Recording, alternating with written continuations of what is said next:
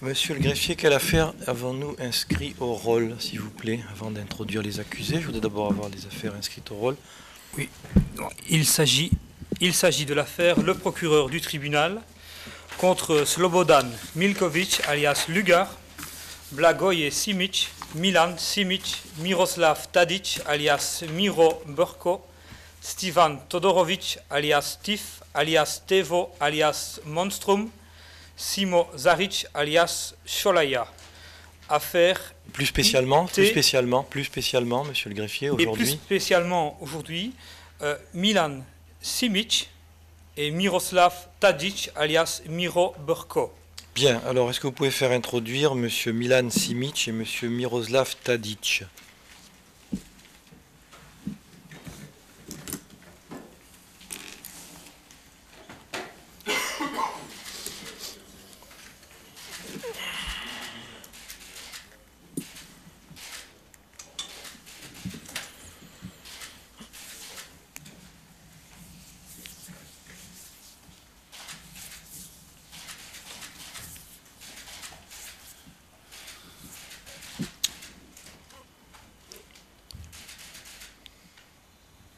Vous donnez des écouteurs à chacun des accusés. Pendant ce temps, je demande qui représente le bureau du procureur, s'il vous plaît.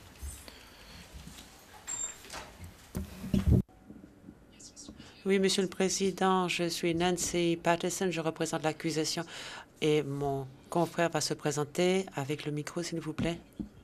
Le micro. Le micro. Sorry? Les écouteurs.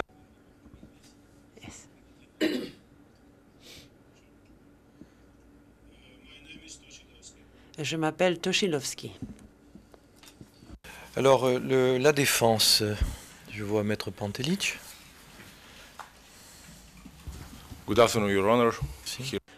Bonjour, Monsieur le Président, nous revoici de nouveau ensemble. J'espère ne pas vous importuner par ma présence.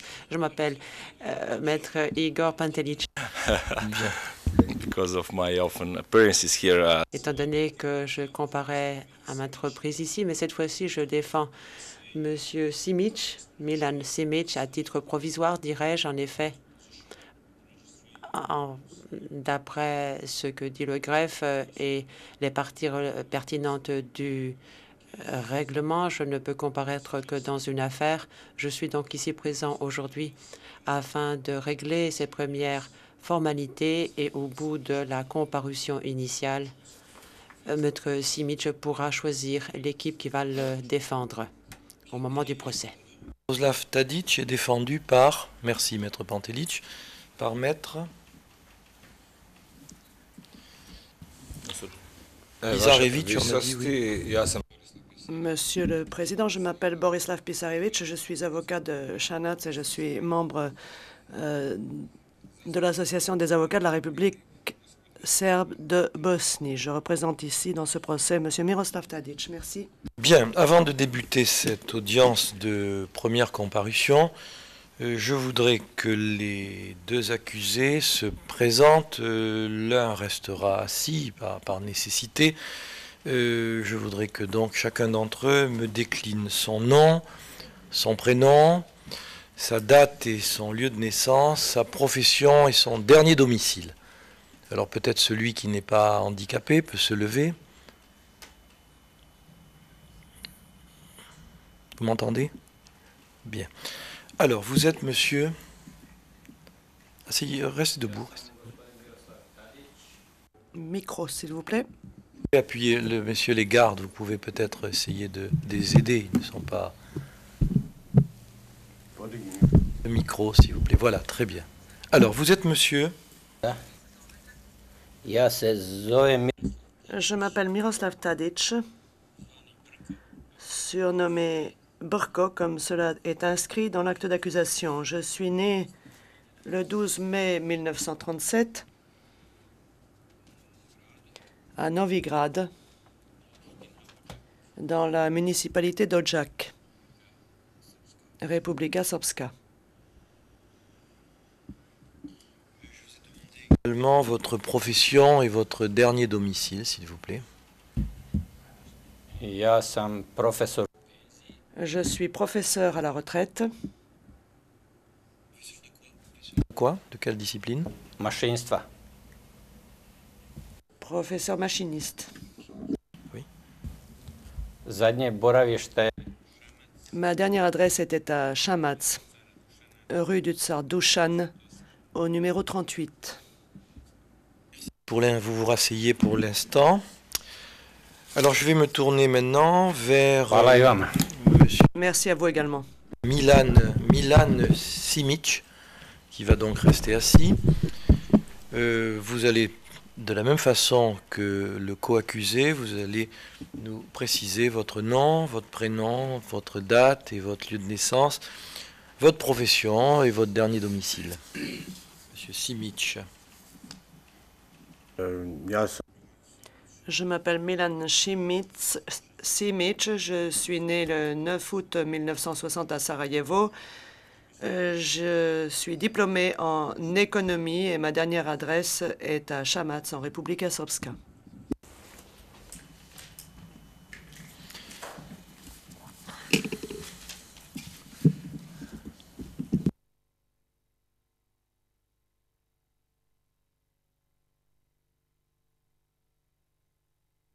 Bien, nous allons poursuivre la procédure d'audience de la comparution initiale.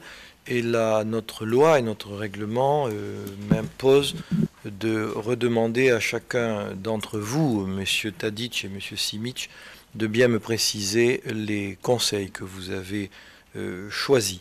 Alors, M. Tadic, vous me confirmez que vous avez choisi, M. Tadic, vous avez choisi Maître Pisarevic, c'est ça? Да, я сам. Oui, en effet. Pour ce procès, j'ai choisi M. Borislav Pisarevich de Chamatz. Et donc vous, Monsieur Simic, vous avez bien choisi Monsieur Pantelic. Oui. Bien. La comparution initiale, je m'adresse en même temps, l'audience étant publique, la comparution initiale a effectivement pour objet principal de vérifier devant les juges que l'acte d'accusation a bien été notifié aux accusés dans les termes qui étaient ceux qui ont donné lieu à la confirmation du dit acte au moment où il avait été confirmé par un juge.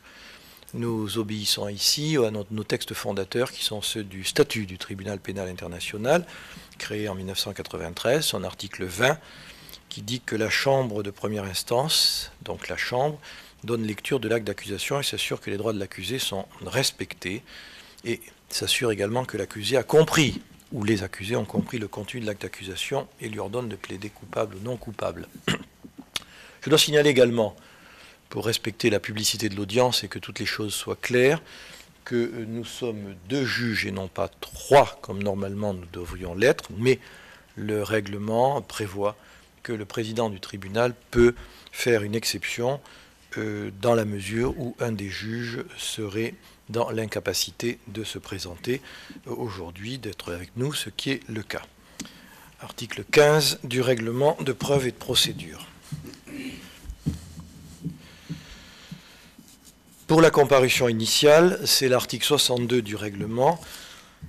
Les juges doivent s'assurer que le droit de chaque accusé d'avoir un conseil a été respecté, ce qui nous venons d'y procéder, et donne lecture ou fait donner lecture de l'acte d'accusation à l'accusé dans une langue qu'il parle, qu'il comprend, et il convient de s'assurer que l'intéressé a compris l'acte d'accusation, après quoi nous demanderons à chaque accusé de plaider coupable ou non coupable sur chacun des chefs d'accusation de l'acte.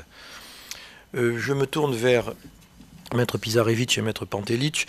Cet acte d'accusation que vous connaissez a bien été remis aux accusés, vous leur avez expliqué la teneur avant de procéder à leur lecture. Maître Pantelic. Yes, Your Honor. Oui, Monsieur le Président. Nous discutons de toutes ces questions depuis 1996 avec nos clients. Et nous l'avons fait également ces derniers jours, depuis qu'ils sont à La Hague tous les deux. Donc je crois que tout est clair pour eux. Maître Pisarevich.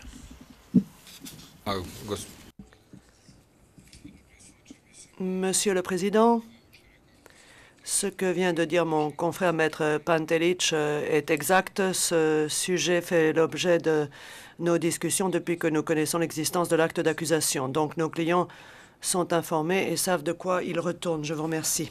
Je vous en remercie, maître. Vous pouvez vous asseoir. Je vais demander maintenant à monsieur le greffier de procéder à la lecture de l'acte d'accusation. Alors, comme vous avez pu vous en rendre compte, l'acte d'accusation concerné au moment où il avait été confirmé par un de nos collègues, qui était en l'espèce le juge Vora, et plus spécialement, je crois, monsieur le greffier, que c'était le 21 juillet 1995.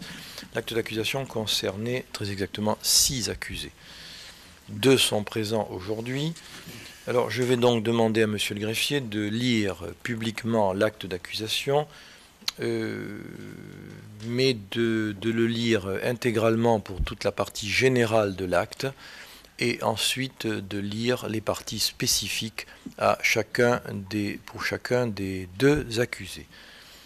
Alors, monsieur le greffier, vous pouvez commencer la lecture de l'acte d'accusation dressé par le tribunal pénal international à l'encontre de Milan Simic et de Miroslav Tadic, alias Miro Berko.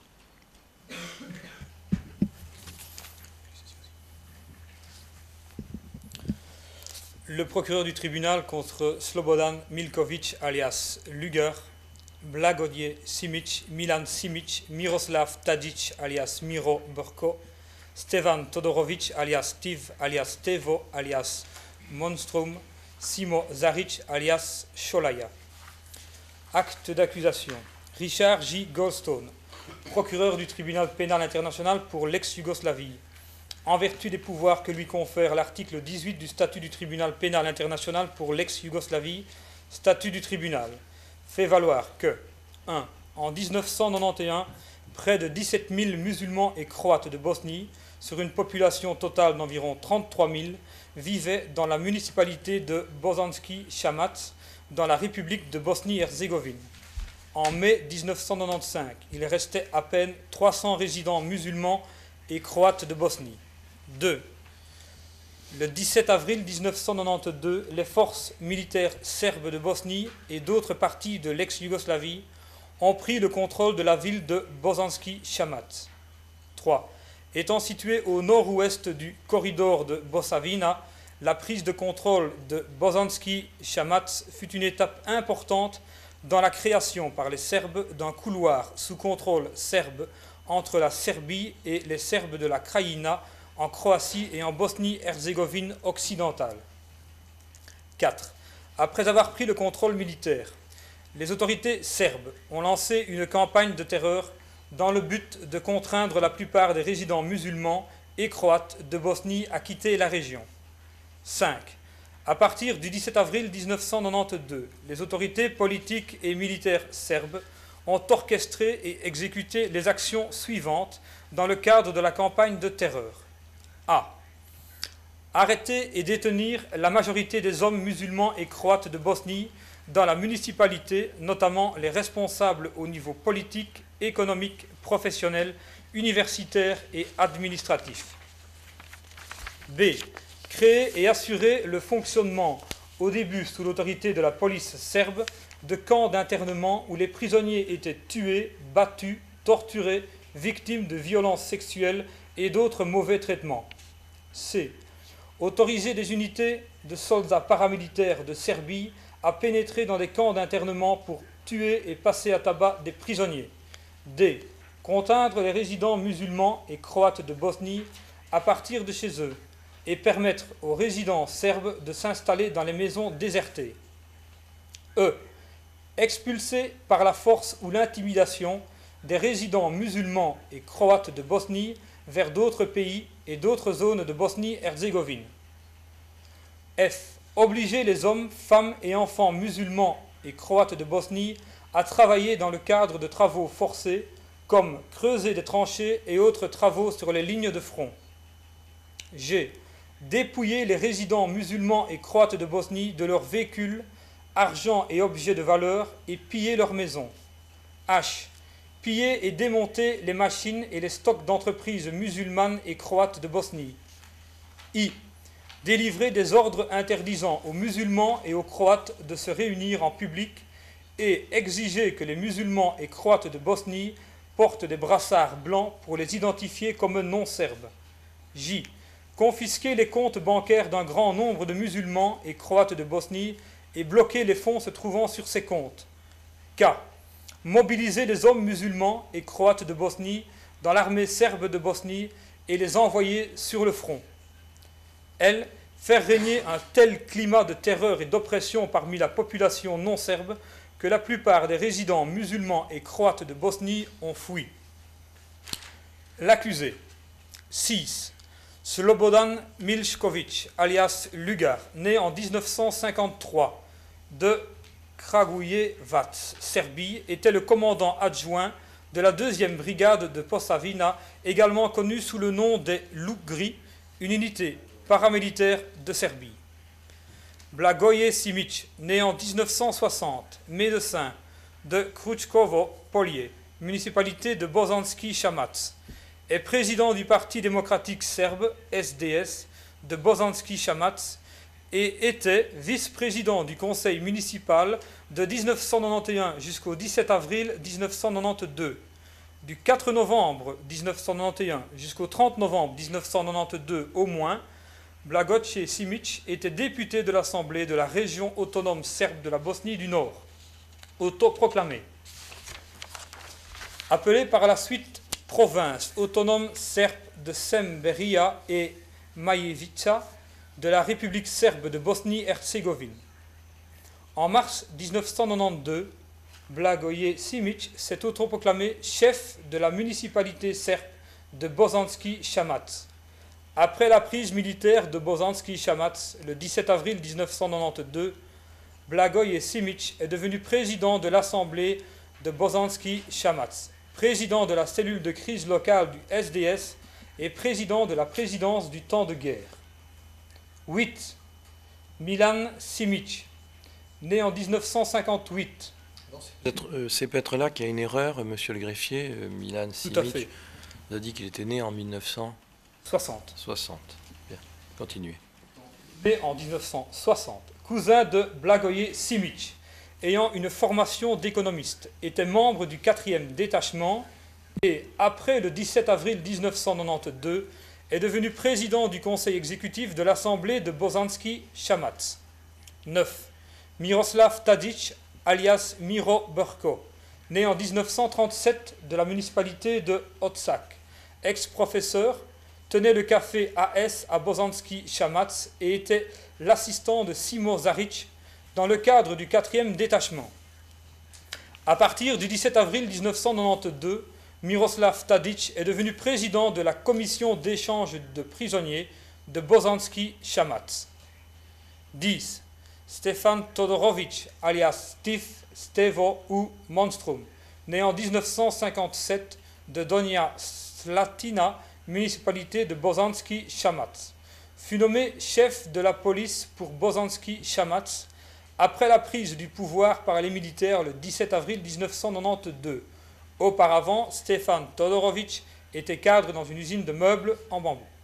11. Simo Zarić, alias Šolaja, né le 25 juillet 1948 de Donja Dubica, municipalité de Odžak, était l'ancien chef de la police de Bosanski Šamac et agent du service de sécurité de l'État, SDB, qui, du 1er janvier 1992 jusqu'au 31 août 1992, a organisé et dirigé une unité de défense du territoire serbe, connue au début sous le nom de 4e détachement et ensuite rebaptisé le 5e bataillon de la 2e brigade de Posavina.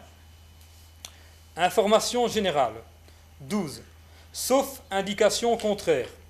Tous actes et omissions allégués dans cet acte d'accusation se sont déroulés entre le 17 avril et le 20 novembre 1992 environ, dans la municipalité de Bosanski Šamac, dans la République de Bosnie-Herzégovine, située sur le territoire de l'ancienne Yougoslavie. 13. Pendant toute la période couverte par cet acte d'accusation, la République de Bosnie-Herzégovine était le théâtre d'un conflit armé et d'une occupation partielle. 14. Pendant toute la période couverte par cet acte d'accusation, toutes les personnes décrites dans cet acte d'accusation en tant que victimes étaient protégés par les conventions de Genève de 1949. 15. Pendant toute la période couverte par cet acte d'accusation, toutes les personnes accusées dans cet acte d'accusation étaient tenues de respecter les lois et coutumes régissant la conduite de la guerre, y compris les conventions de Genève de 1949. 16. Dans le cadre de chacun des paragraphes de cet acte d'accusation faisant état de torture, les actes étaient commis par ou à l'instigation de ou avec le consentement ou l'acquiescement d'un officier ou d'une personne agissant à titre officiel et aux fins suivantes: obtenir des informations ou une confession d'une victime ou d'une tierce personne, punir la victime pour un acte que la victime ou une tierce personne a commis ou est soupçonnée d'avoir commis, intimider ou contraindre la victime ou une tierce personne, et ou toute autre raison relevant de la discrimination de tout ordre. 17. Tous les actes et omissions accusés qualifiés de crimes contre l'humanité faisaient partie d'une attaque généralisée, systématique et de grande envergure contre les résidents musulmans et croates de la municipalité de Bosanski Šamac. 18. Chaque accusé est responsable, à titre individuel, des crimes allégués contre lui dans cet acte d'accusation, conformément à l'article 7.1 du statut du tribunal. La responsabilité pénale individuelle concerne quiconque a planifié, incité à commettre, ordonné, commis ou de toute autre manière aidé et encouragé à planifier, préparer ou exécuter un crime visé à l'article 2 à 5 du statut du tribunal. 19. Les paragraphes 12 à 18 sont allégués de nouveau et intégrés dans chacune des accusations exposées ci-après. Accusation. Chef d'accusation 1, 2, expulsion et transfert. 20. À partir du 17 avril 1992 environ et jusqu'au 4 septembre 1992 au moins, Simo Zarić et Miroslav Tadić ont participé à la planification et à la préparation de l'expulsion illégale et du transfert forcé de centaines de résidents musulmans et croates de Bosnie, dont des femmes, des enfants et des personnes âgées qui habitaient dans la municipalité de Bosanski Šamac, vers d'autres pays ou d'autres parties de la République de Bosnie-Herzégovine ne se trouvant pas sous le contrôle des forces serbes. En commettant ces actes, Simo Zarić et Miroslav Tadić ont planifié, incité à commettre, ordonné ou commis. Chef 1. Une infraction grave aux conventions de Genève de 1949, ci-après infraction grave, visée à l'article 2G, expulsion ou transfert illégal du statut du tribunal. Chef 2. Un crime contre l'humanité, visé à l'article 5D, expulsion du statut du tribunal. Chef d'accusation 24-26. Passage à tabac de Muhamed Bicic. 27. En une occasion, entre le 1er et le 30 juin 1992, dans le couloir du gymnaste de l'école primaire de Bosanski Šamac, Milan Simic et plusieurs autres personnes ont bourré de coups de pied Muhamed Bicic et l'ont frappé à plusieurs reprises avec des barres en fer et des bâtons de chaise. En commettant ces actes, Milan Simic a commis ou de toute autre manière aidé et encouragé. Chef 24. Une infraction grave visée à l'article 2C, le fait de causer intentionnellement de grandes souffrances du statut du tribunal. Chef 25. Une violation des lois et coutumes de la guerre visée à l'article 3 du statut du tribunal et à l'article 3.1 petit a, traitement cruel des conventions de Genève. Chef 26. Un crime contre l'humanité visé à l'article 5 petit i, autres actes inhumains du statut du tribunal. Signé Richard J. Goldstone, procureur.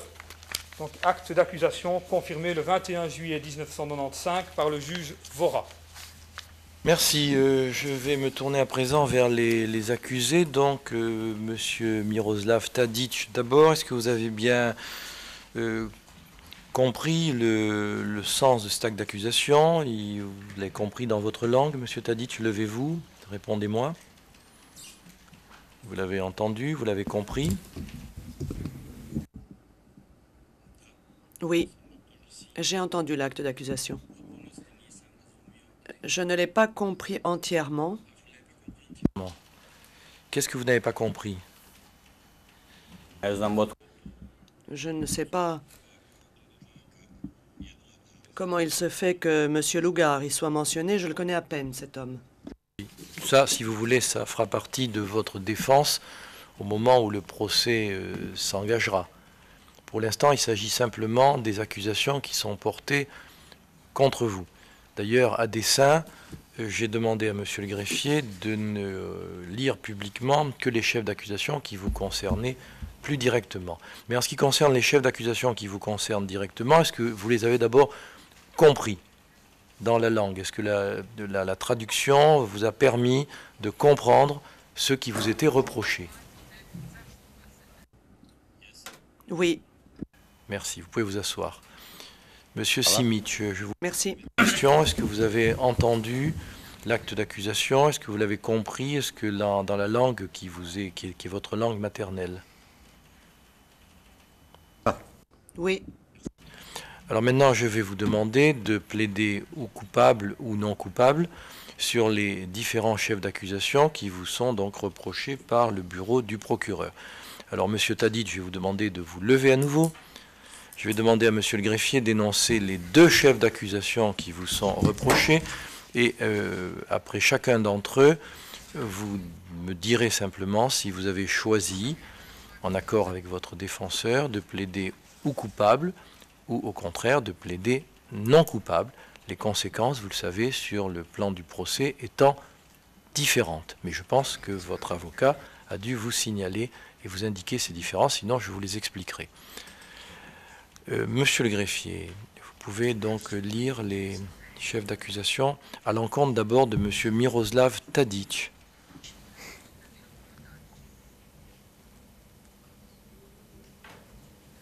Vous avez des difficultés de micro, monsieur? Mais vous avez une voix très forte, monsieur le greffier. On va donc vous entendre. Simplement, c'est la traduction. Et ça, il faudrait quand même que ça soit... Ça marche? Oui, voilà. Bien, Très d'accord. bien, merci. Donc le chef 1, une infraction... Levez-vous, monsieur Tadic. Monsieur Tadic, levez-vous. Non, pas monsieur le greffier. Monsieur Tadic, vous vous levez, car il s'agit de vos chefs d'accusation, et je veux que vous y prêtiez bien attention. Alors, monsieur le greffier, chef d'accusation numéro 1. Une infraction grave aux conventions de Genève de 1949, si après infraction grave visée à l'article 2 petit g, expulsion ou transfert illégal du statut du tribunal. Expulsion ou transfert illégal, l'article étant bien sûr l'article du statut du tribunal. Monsieur Miroslav Tadic, vous plaidez coupable ou non coupable?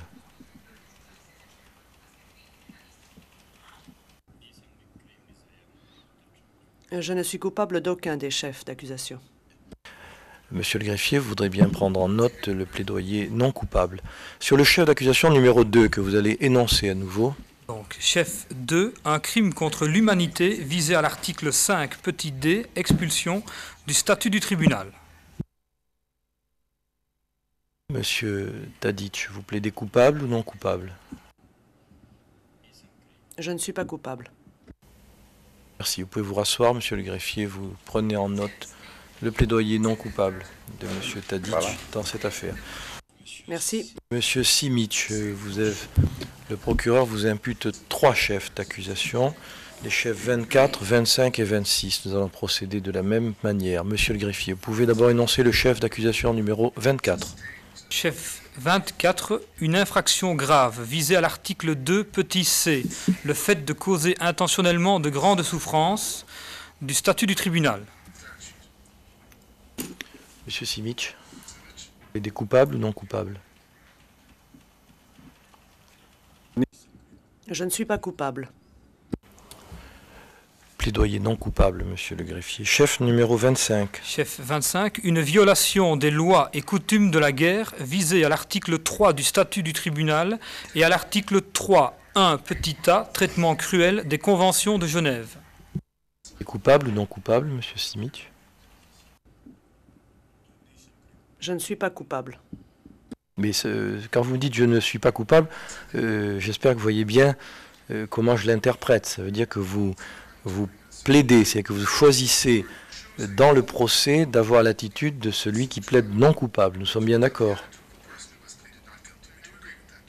sommes d'accord?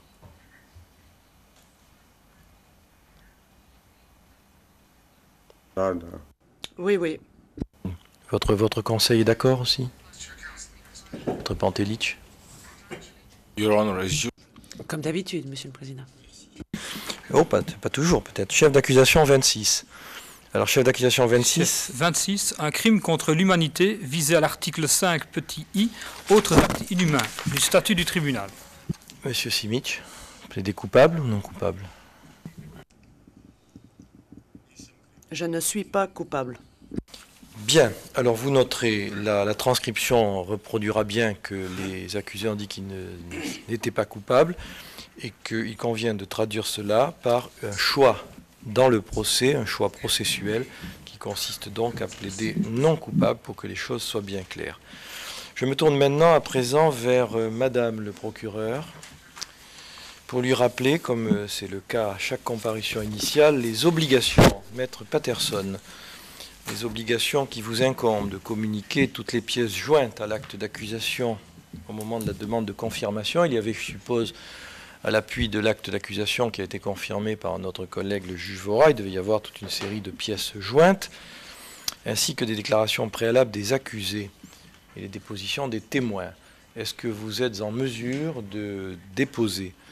Je vous rappelle que le règlement vient d'être modifié, que du délai que nous allons fixer dépendra le point de départ du délai de 60 jours des exceptions pour le dépôt des exceptions préjudicielles. Madame le procureur.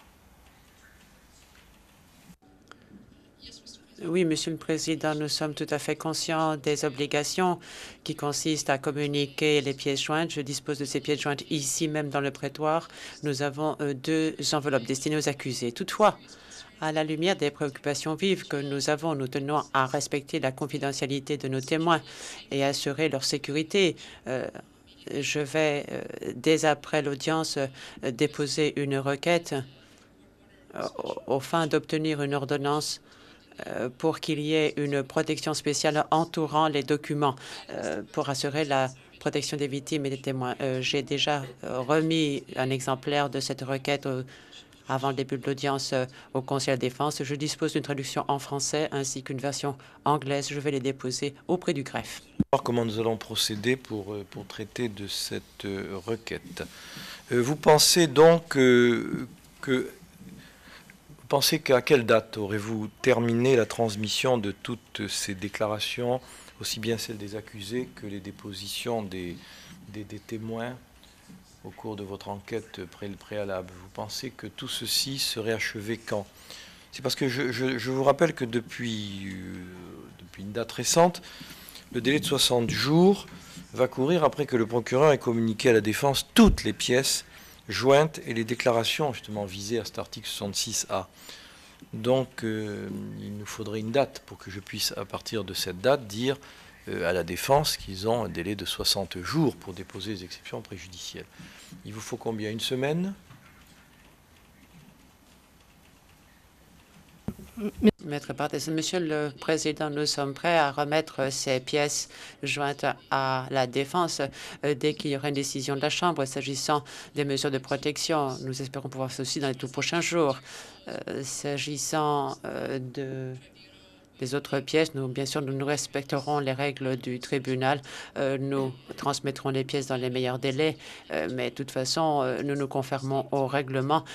Nous n'avons pas nécessairement à dévoiler le contenu des déclarations des témoins qui vont déposer jusqu'à 60 jours avant le début du procès. Cela veut dire que, à partir du moment où la Chambre va vous donner une réponse sur votre requête concernant la protection des témoins, on peut estimer qu'en 3-4 jours, vous pouvez avoir remis l'intégralité des documents à la défense.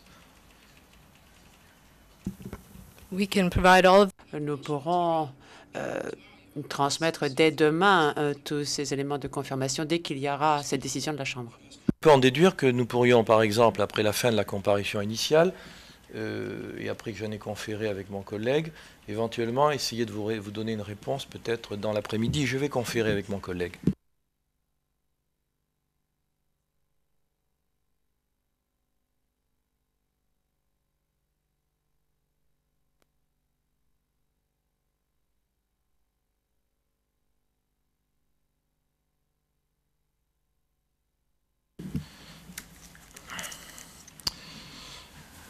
Bien, là, la Chambre décide que dès après cette comparution initiale, nous ajournerons l'espace d'une heure environ et nous reprendrons l'audience. Nous verrons s'il convient à ce moment-là de la rendre, de faire une audience à huis clos ou de faire une audience publique pour que l'entendre le développement de vos conclusions sur votre requête et les objections ou les accords de la défense. Pas d'autres observations, Maître Patterson? Non, merci, Monsieur le Président. Bien. Je me tourne vers les avocats de la défense. Maître Pantelic. Yes, Your Honor. Oui, c'est parfait du côté de la défense également, Monsieur le Président. Maître Pisarevich. Monsieur le Président, nous sommes d'accord également. Bien. Alors, j'ai l'intention de fixer une conférence de mise en état le 17 mars à 14h45. Ferons le point des échanges de pièces. Et peut-être qu'à ce moment-là, nous pourrons, compte tenu de l'éventuel dépôt des exceptions préjudicielles, nous pourrons peut-être fixer une date, en tout cas une approximation de date en ce qui concerne le procès lui-même. Je me tourne à nouveau vers les deux accusés. Est-ce que vous avez des observations à formuler? Monsieur Tadic d'abord. Pas d'observation? C'est ce que vous avez entendu. Monsieur Tadic.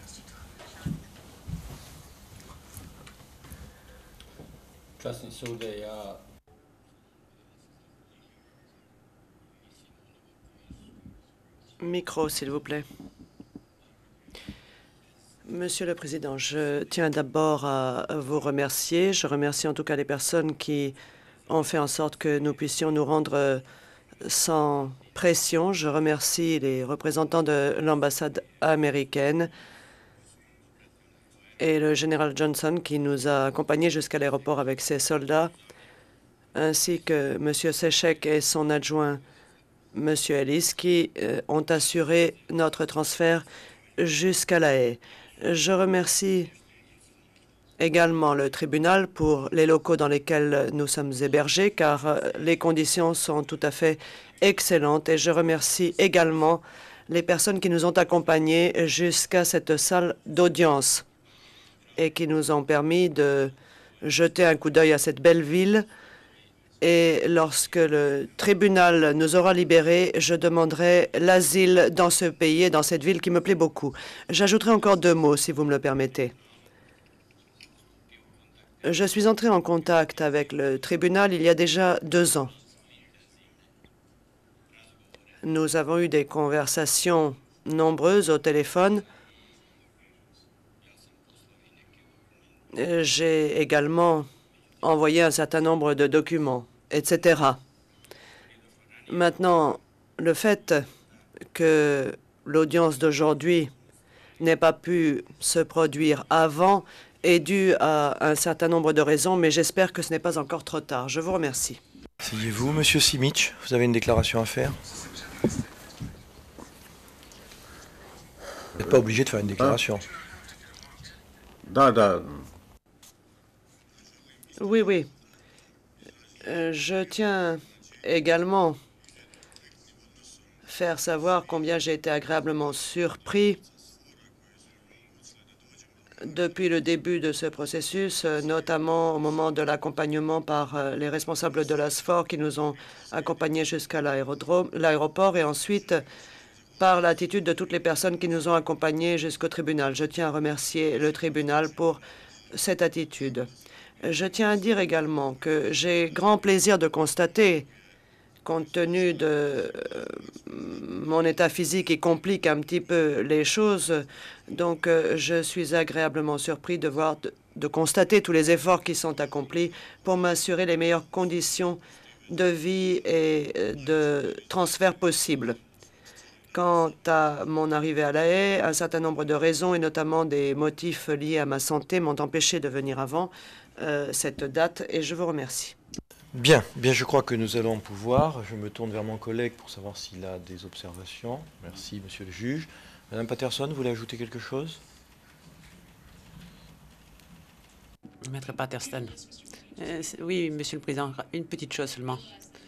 Nous comprenons qu'il incombe à la défense de présenter une telle requête, mais nous voulions quand même attirer l'attention des juges sur le fait que si le Conseil de la défense décide de déposer une requête aux fins de la liberté conditionnelle de M. Simic, nous pourrions examiner d'un œil favorable une telle requête. La défense va peut-être vouloir envisager une telle démarche avant notre prochaine réunion du 17 mars.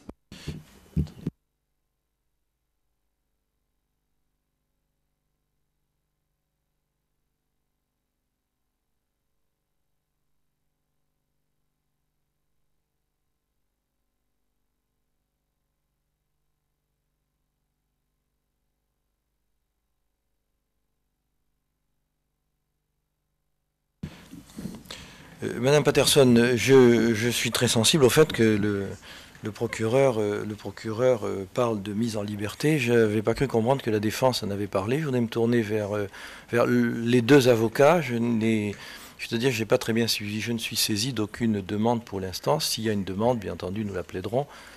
Voyons Maître Pisarevich et Maître Pantelic. Maître Pantelic d'abord. Maître Pantelic. Monsieur le Président, je sais gré à l'accusation de faire cette démarche, mais il me semble prématuré de discuter de ces questions de procédure à l'heure actuelle.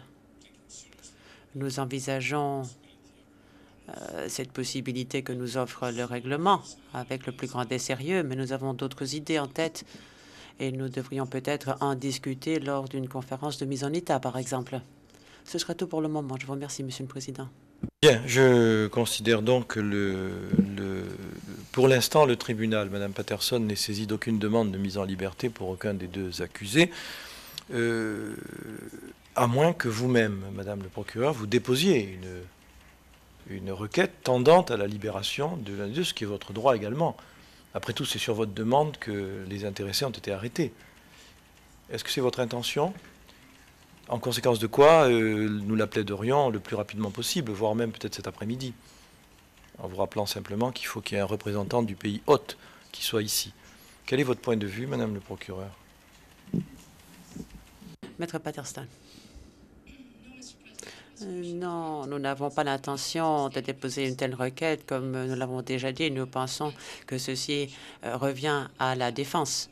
Mais nous avons été informés de l'état physique de M. Simic.